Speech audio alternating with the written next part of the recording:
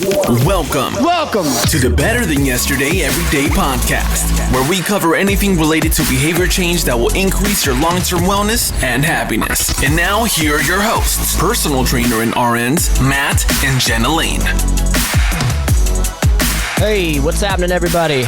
My name is Matt. And my name is Jenna. We are the hosts of this here podcast, the Better Than Yesterday Everyday Podcast. Before we dive into anything that is implementing behavior change for your long-term wellness and happiness, we want to tell you about if you leave a review on iTunes for the first 8 weeks of this podcast being launched and you drop an email to MattLaneFitness@gmail.com, I am personally going to send you a Better Than Yesterday Everyday Podcast t-shirt for free. We really appreciate the feedback. It will really, really help us grow. Jenna, how you feeling? It's a great day to have a great day. I like that. That's another t-shirt. I like that. I like that. Today, what are we talking about? We are talking about work-life balance. What a tough one. Yes, it's something that I struggle with personally, constantly. Mm-hmm. So I figured we would talk about it. I like it. I like it. Before we dive into that, what is our gratitude point of the day? I've put you on the spot here recently, so I'm going to go first. It's about time. I feel like I've said this in the past, and I think it's okay for us to come up with the same one if it is what's heavy on our head. We're both registered nurses. I'm a personal trainer as well. I specialize in behavioral change aspects and implementing that for your long-term wellness and happiness. So in our day job as a nurse, we are hospice nurses, and we talk with patients that have a very limited amount of time, 6 months or less typically. And I feel very fortunate to be in that position to be able to help these people that have this little of time. And I met with someone not too long ago, and we had this conversation, and I left that person. And I've had this realization before, but sometimes it just hits home more than others. But I just thought of an hourglass. I thought of time. I thought about how constantly the sand is running out for you, for me, and how precious this time is. So I am grateful that I've had 29 years of sand and X amount of years of sand left. So I'm very grateful for the sand. Yeah, I think it's an important reminder that you never know how much sand is left. Mm-mm. So to, really make the most of every day for yourself and with the ones that you love. That's so cliche to say. I fully agree, and I wouldn't just calling you out. As I was saying, it felt very cliche, yeah, like it's on a plaque somewhere in somebody's house. It's true. I mean, live, laugh, love. But I wasn't. I wasn't calling you out just then. It does sound cliche, but it is so accurate. And I've found the best way to keep realizing things like this is to take note of gratitude. And it's something that Jenna and I do on a daily basis, and it's something that we wanted to implement into this show. So that's why. You tell me, Jenna, what's your gratitude point today? Well, you kind of stole mine as per usual. But I was just going to say, our plans for today after we record this podcast is to go for a run and, to have the health to be able to be active and be outside and be with friends and do something as much as I hate as running is actually going to be really enjoyable, and I'm looking forward to it. And for the record, we're taking Casey Crabtree with us as a good friend of mine. If you saw if you follow me on YouTube at MattLaneFitness, he's the one that was sawing the hole in the table for this podcast studio setup. He's been a great friend since high school, so a little rant, but thank you, Casey Crabtree. I love you. So work-life balance. First of all, do you think you have good work-life balance on a scale to 1 to 10, 10 being, oh my gosh, I'm fantastic, and 1 being like, I'm awful? Where do you think you are? Are you talking to me? Yeah. I would probably say I'm on the lower end of that spectrum, maybe like a 4. I was thinking 4. That's okay. Exactly what I was thinking. If you asked me the same question, I think I'd say like I was a 3. And I think that it goes in waves, but I don't think I break a 5. I really don't. Yeah. This is something that I've struggled with for the past the past year really, really badly.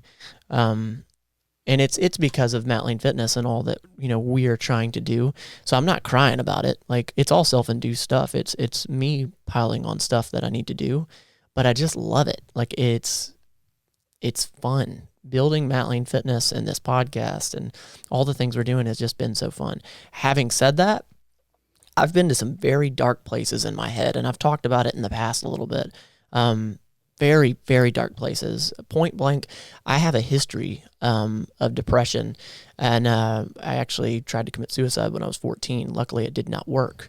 I haven't had those thoughts in a long, long time, but in this past year, in 2019, I actually had some creeping thoughts, which was terrifying, but it was a trigger to me to realize something's not right. Something here is wrong. I should not be thinking that. Those are not normal thoughts. I remember asking you the question, is that normal to be thinking? Right. And the answer is absolutely no, not. never. No, that is, if you are in a healthy state of mind, that is not good. So I realized something needs to change. And that's when I truly started focusing on, journaling and gratitude every morning and, proper nutrition and hydration and exercise and all that. And I'm not perfect at it.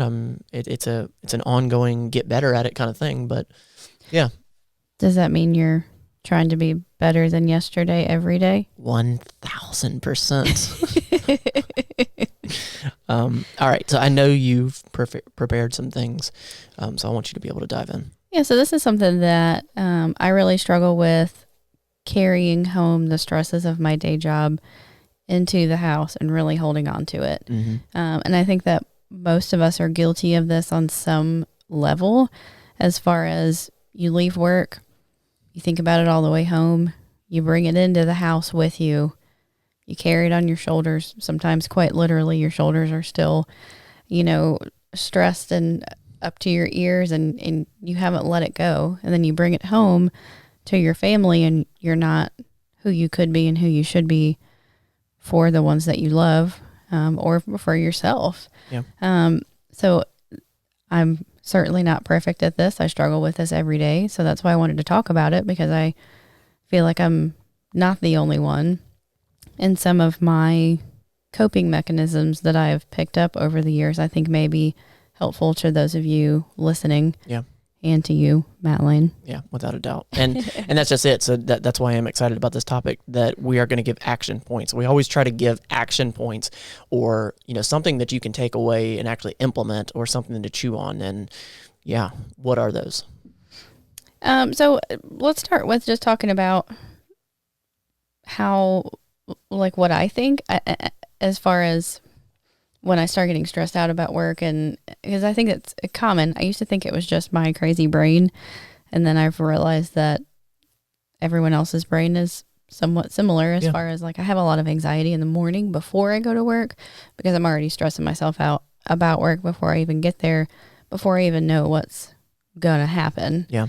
Which is why I'm stressing out about it, because anything could be happening, and the whole place could be on fire when I get there. Who knows? Yeah. So I stress out about that. So I'm already not enjoying my time in the morning before I go to work, because I'm already stressed out about work. I've already put that on my shoulders. Yeah. And to clarify, your morning is very therapeutic.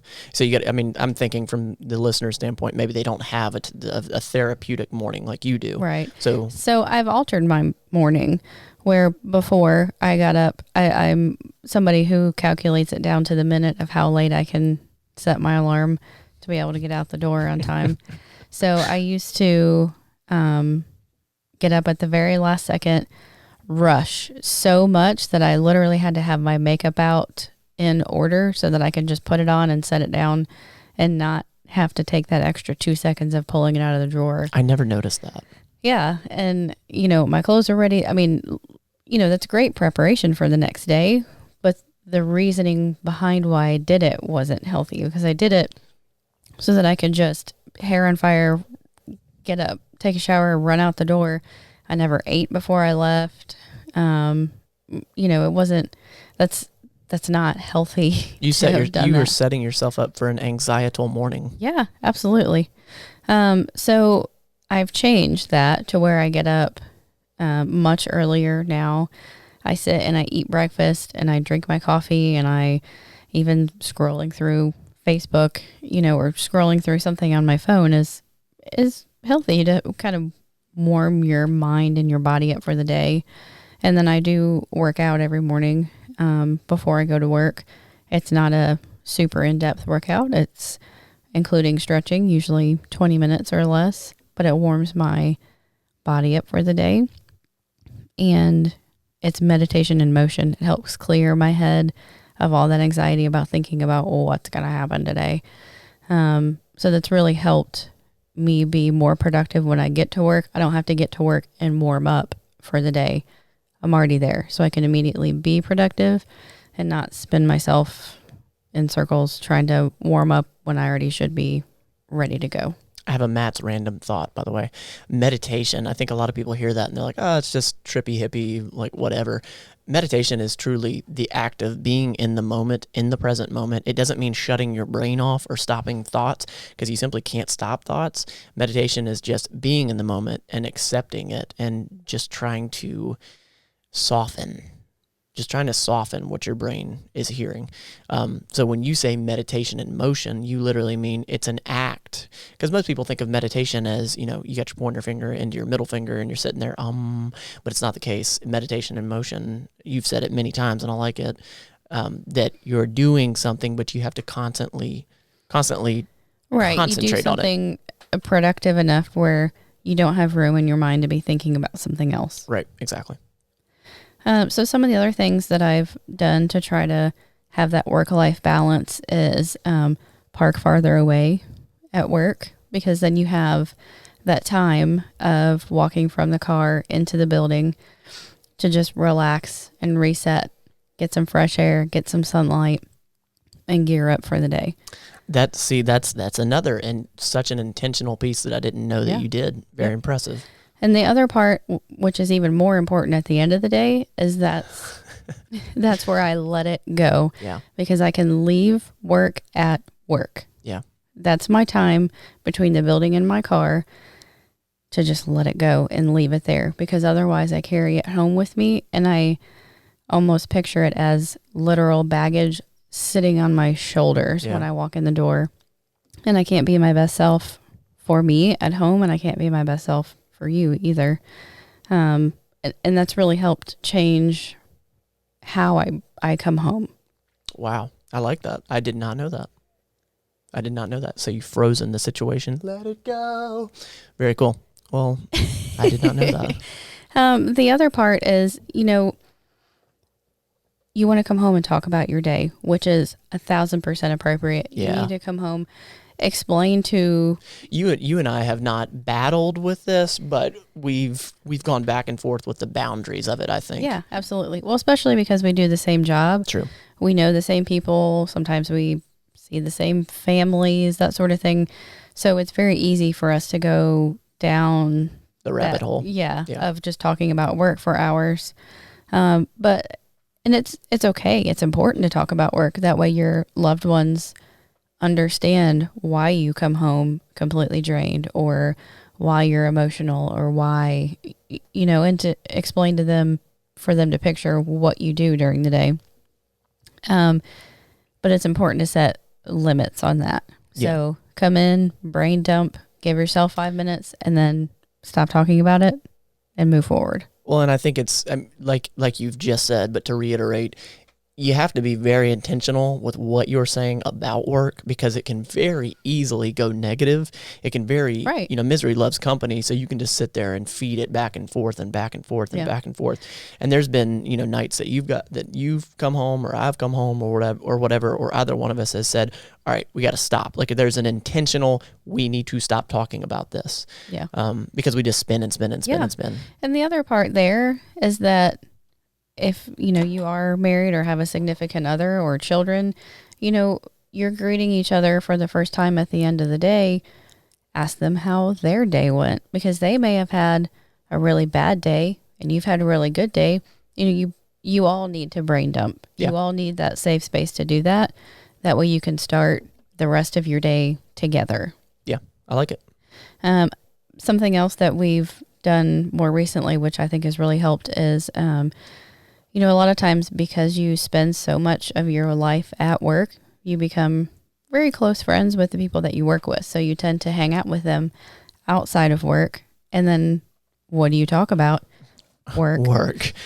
I remember when we used to work at our previous employer that we'd go out to dinner with a friend.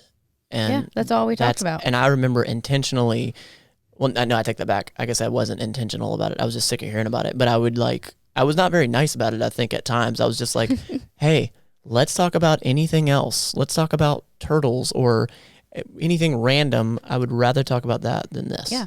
So I think it's important there as that point to make non-work friends or foster your non-work friendships that you already have. Yeah. Because then you can't talk about work in the same light that you do with your work friends. You can still talk about work, but it's not the bulk of the conversation because they're never going to understand what you're talking about. So then you're forced to talk about other things. Exactly. So that leaves work at work more easily than if you only hang out with people that you work with. Yeah, without a doubt. The next point is something that I have struggled with as far as getting out, because you've said it before that I have, it's not an addictive personality. It's just what is it? It's kind of obsessive. Obsessive. I guess that's That's a better, not any better. That's a better word. I guess I'd like, whatever I start doing, I put my heart into it. And if my heart's not in it, I ain't going to do it. But when my heart is in it, I'm 1,000% in it. You know, I forget if we told this story on the podcast before, but when Jenna and I first met, we went out, we went to a concert once, and this was like the first 2 weeks we were dating, and you were hammered drunk. I was having a good time. Yes, my gosh, those were different times.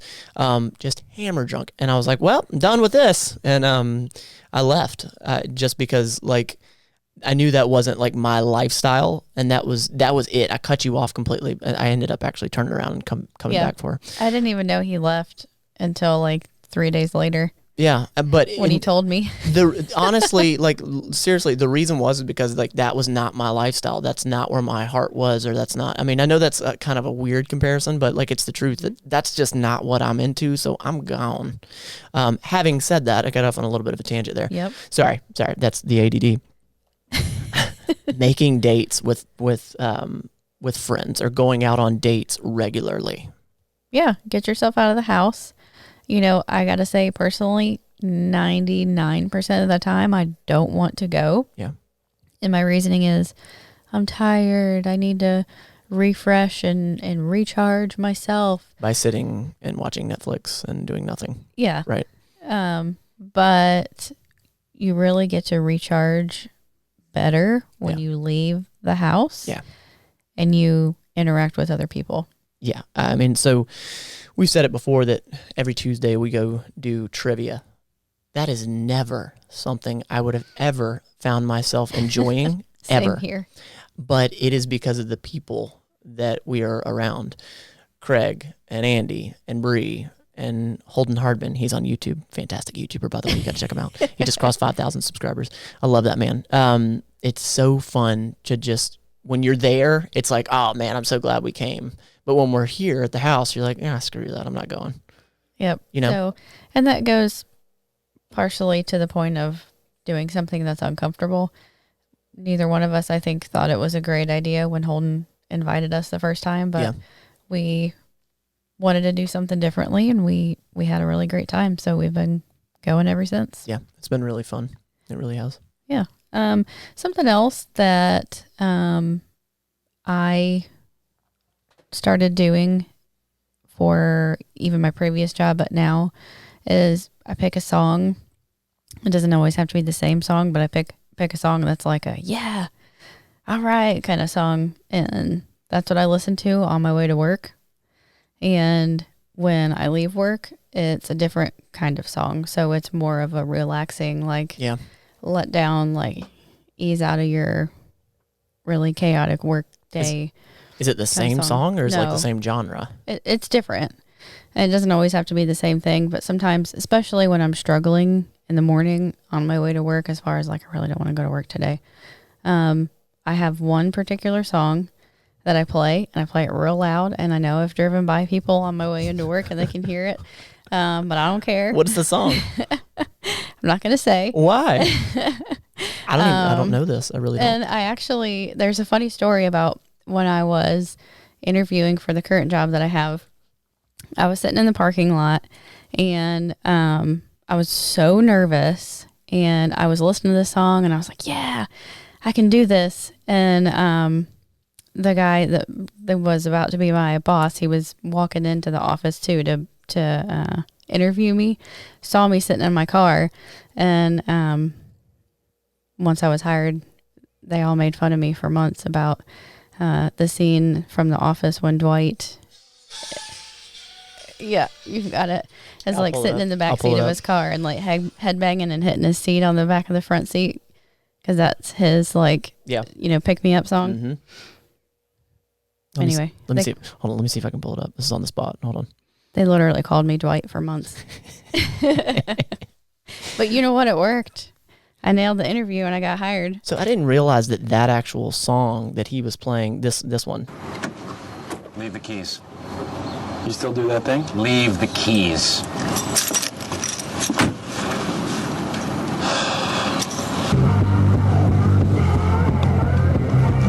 He's headbanging. So you're talking about that actual scene, that song? That scene, not that song.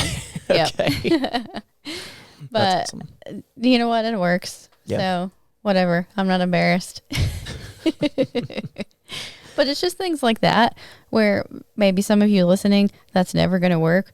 But hopefully some of you are listening are like, yeah, I can try that and see if it works. And that's your routine. Yeah. You know, it's your body getting used to it. You know, you might do the same thing. You know, you take a shower at night, you put on your pajamas, you know that it's downtime. It's the same thing for you when you're on the way to work. Yep. Same concept. Yeah. It's just getting in a routine. And that way your mind and your body are ready to amp up for work, mm-hmm. and then de-stress before you get home.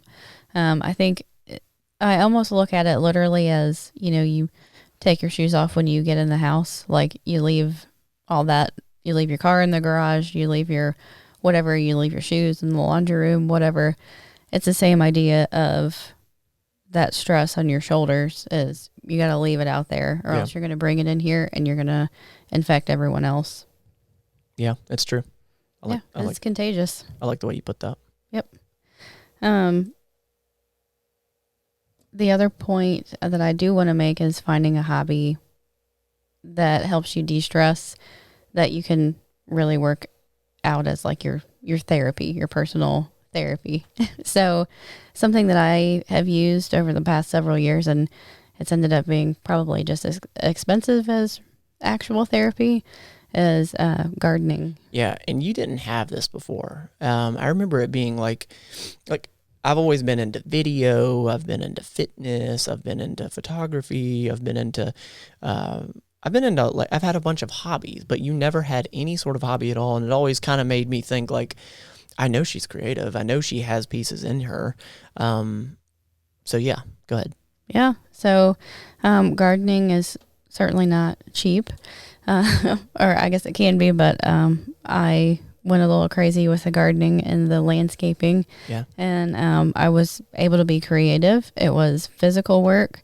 I was outside. I got sun. Yeah. And it helped me de-stress. And it really was that meditation in motion as well. Because when you're hauling, 50-pound bags of dirt, you really can't think about, whoa, did she really say that to me at work yesterday? Yeah. I mean, you can't. Yeah. So, and I think that's an important point to make is you don't have to garden. You don't have to do all that, something expensive. But just something that gets you active that, you can look forward to when you're having a bad day and you need to think about what you have to look forward to. So that's really what gardening was for me. And it really helped de-stress and separate my work life from my personal life. Yeah. Yeah. I think it's possible that even if you do the things we've mentioned and the few more things that we're going to mention, even if you do all this, that you still may not be able to achieve work-life balance. And then I'm going to ask you to ask yourself, is it your job? Is it your job? Is it your employer? Is it the way things are set up? Is it the systems? It may be time to look for a different job. Maybe just start looking for a new job to realize that it's out there, because I know that in the past I've had that state of paralysis of like, well, I'm not going to leave this job. But, like I had a job at one point that crucified my soul to do. And it affected me outside of work on all of my days off. Yeah, it really did. It really did. And it was terrifying going to a new job. Of course it is. But it's the best thing you can do for your mental state. So absolutely. I'm not saying quit your job. I'm just saying assess things. Yeah. It's true. The grass isn't always greener on the other side. Sure.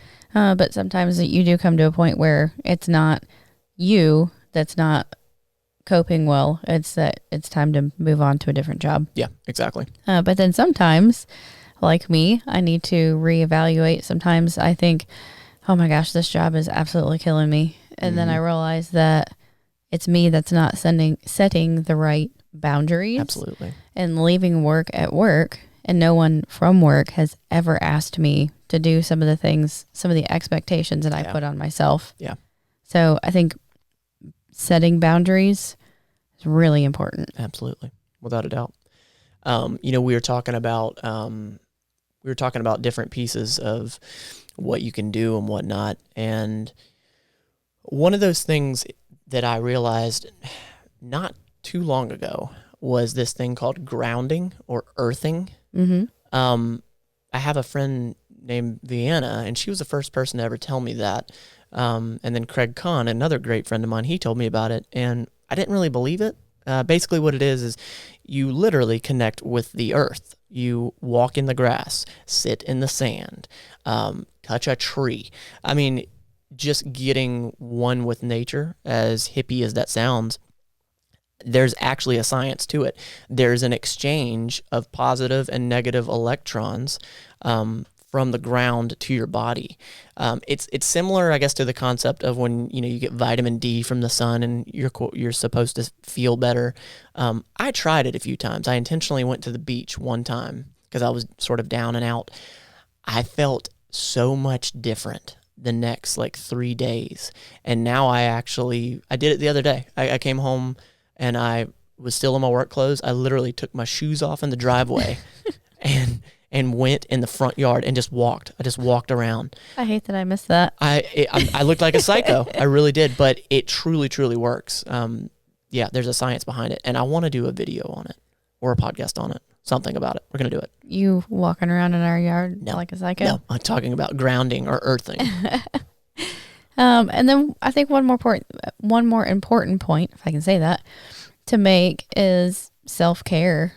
I think a lot of times self-care is misconstrued as doing something expensive, or even, going to get a mani-pedi or, a spa day or whatever. And that can be self-care, but it doesn't need to be that. It can be literally, I'm thirsty and I'm at work, so I go get a drink. Because that's self-care, exactly. Yes. Or, I'm hungry, I need a snack, and going to get the almonds that you packed rather than a donut from the break room. Or get the donut from the break room, I don't know. But, something simple like that. Come home and take a hot shower. You don't have to take some luxurious bubble bath. Yeah. Just something to help you reset, do for yourself, and really recenter yourself is important to do. Well, and I'm glad that you touched on that luxurious part, because basically I think what you're saying in there, added in there, is don't let money be the boundary of self-care. Right. And that sort of, I was thinking that too. I wanted to make this point that if it's simply that you're working so much, why? Ask yourself, why are you working so much? Is it just because you need to be busy because you're ignoring something in your head? Or is it, I have to work to pay my bills. I get it. I'm not a financial advisor. but I will ask you, because this is something that we've done. What are you spending your money on? And figure out, do you need to be spending your money on it? How much are you spending per month? How much are you making per month? It's just like nutrition. You have to know how many calories in versus calories out. It's the same thing with your budget. So if you found somewhere in your budget that you could cut back and be like, hey, I don't need that $140 membership to that, then how many days off would that be in a year? What would that mean for vacation time, and what would that do for your brain? So I ask yourself, just simply audit your income and outcome. Yeah, that's true. Yeah. Yeah. And one other thing that I do want to say before we wrap up is those of you who work at a job where you earn PTO, but then you're also in the boat of, I don't have the money for a vacation. Yeah. You've earned that PTO, that paid time off. Take it. You don't have to go anywhere, but taking that time off is absolutely necessary for your mental health, your physical health, and your health at work too. You're going to help recharge and, regenerate and be back to work. Yeah. A new person potentially, you really need that time off. Yeah. And most employers, I feel, are not going to go out of their way for your work-life balance, meaning they're not going to be able to fix what's inside your head. They can set up, legally what's appropriate and all that, what's fair, but still ultimately, just like Jenna, you've mentioned that you bring it home. Your employer can't fix that, and it's not their fault that you take that home. Right. It's on you. So your work-life balance is completely on you. Yep. So I truly hope that you can take just one of these things and start implementing them. I'm glad that we listed so many. Just pick one and work on that one. Yeah, let it be that domino effect. We got to start somewhere. Yeah. You don't have to be perfect at this work-life balance thing. Just be better than yesterday. Every day, guys. We'll talk to y'all next week. This has been the Better Than Yesterday Everyday Podcast. We want to thank you for listening and invite you to subscribe to the show as well. And follow Matt Lane Fitness on YouTube. Until next time, you don't have to be perfect. Just be better than yesterday every day.